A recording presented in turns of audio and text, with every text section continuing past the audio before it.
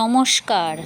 অনেকেই বলেন শ্রাদ্ধের অনুষ্ঠান শেষ হওয়ার পর সেই নিমন্ত্রণপত্র বা কার্ড বাড়িতে রেখে দেওয়া উচিত নয়। কিন্তু কেন?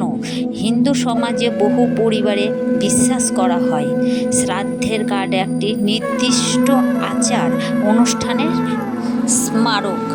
অনুষ্ঠান শেষ হয়ে গেলে এর কাজ শেষ হয়ে যায়, তাই এটি দীর্ঘদিন বাড়িতে জমিয়ে রাখা শুভ বলে মনে করা হয় না।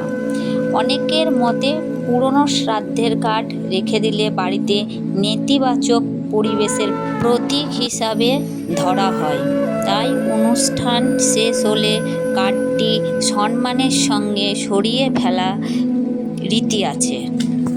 তবে মনে রাখবেন, এটি মূলত লোকাচার ও পারিবারিক বিশ্বাস।